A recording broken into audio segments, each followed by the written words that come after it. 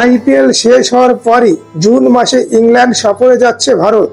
সেখানে 5টি test match খেলবে ভারতীয় টিম। ইংল্যান্ড সফরের আগেই টেস্ট ক্রিকেট থেকে অবসর নিয়েছে বিরাট কোহলি, রোহিত শর্মা। তাই তাদের দুজনকে ছাড়াই অজিত আগারকারের কমিটিকে টিম নির্বাচন করতে হবে। সেই একই সঙ্গে নতুন অধিনায়কও নির্বাচন করতে হবে। চলুন বন্ধুরা, দেখে নেওয়া যাক বিরাট ও রোহিতকে ছাড়া ভারতের সম্ভবত 15 সদস্যের দল কেমন হতে পারে।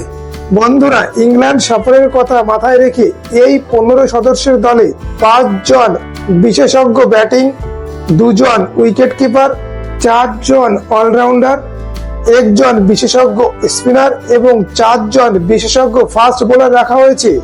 রোহিত শর্মা টেস্ট ক্রিকেট থেকে অবসর নেওয়ায় ওপেনিংয়ে রাখা হয়েছে যশস্বী জয়সওয়াল ও কেএল রাহুলকে।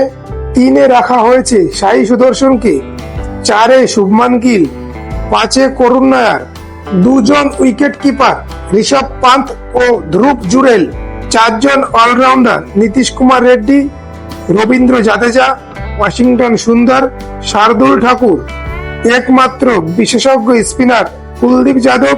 ফাস্ট বোলিং ডিপার্টমেন্টে রয়েছে জাসপ্রীত বুমরাহ, মোহাম্মদ সিরাজ, প্রসিদ্ধ কৃষ্ণা। এই 15 সদস্যের দলের অধিনায়ক করা হয়েছে শুভমান গিলকে। বন্ধুরা, এই দলে কি কি পরিবর্তন হতে পারে আপনারা কমেন্টের মাধ্যমে জানাতে পারেন। আপনারা চ্যানেলে নতুন হলে চ্যানেলটি সাবস্ক্রাইব করুন, ভিডিওটি লাইক ও শেয়ার করুন। ধন্যবাদ।